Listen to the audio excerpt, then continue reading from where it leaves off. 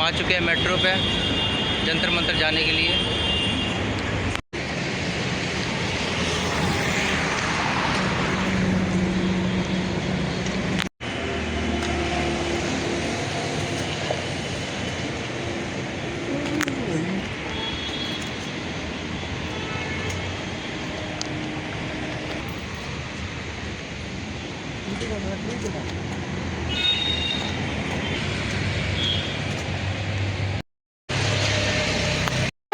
इसकी अगुवाई कर रहे हैं, तो आप सबसे अपील है, देश भर से है कोई मत होइए, क्योंकि आंदोलन रखने वाली है जब तक धर्मेंद्र प्रधान कुर्सी खाली नहीं करता। आप सबका शुक्रिया।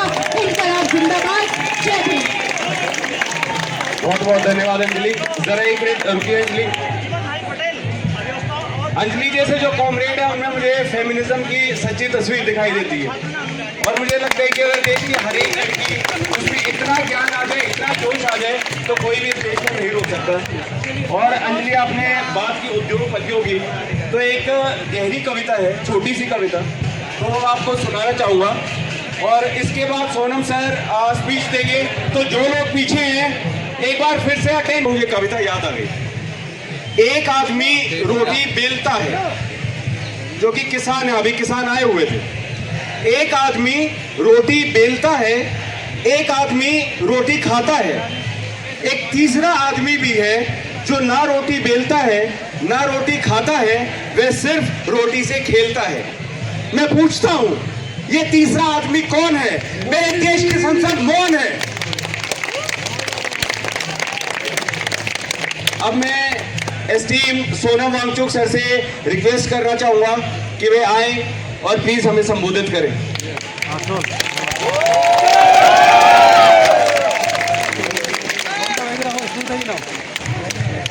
नमस्कार, नमस्कार, झूले सलाम सभी को। आप लोगों के साथ फिर जुड़कर बहुत खुशी हो रही है।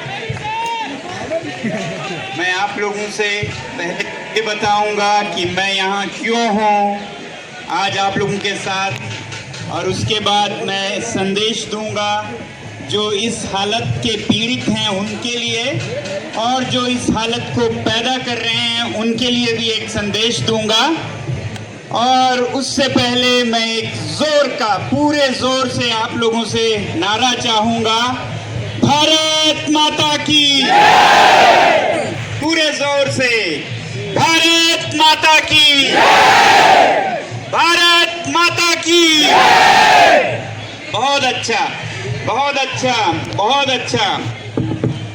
तो आप लोगों ने सुना होगा, मैंने जिनीवा से, जहां से मैं कल रात को आया था, पहुंचा दिल्ली में, और अभी यहाँ हूँ आप लोगों के साथ। मैंने संदेश दिया था कि अगर सरकार की तरफ से कोई जिम्मेदारी या हरकत नहीं होती है शिक्षा में जवाबदेही की, कि जैसा यहाँ मांग की जा रही है शिक्षा मंत्री से, उस पर कोई कार्यवाही नहीं होती है जवाबदेही की, और दूसरी तरफ शिक्षा के साथ साथ पर्यावरण का, लद्दाख के बारे में जो डायलॉग चल रहे हैं उसमें भी कोई जवाबदेही या हरकत नहीं होती, तो मजबूर होकर खुशी से नहीं, मजबूर होकर हमें लोकतंत्र में एक ही रास्ता बचता है, वो है शांतिपूर्ण प्रतिरोध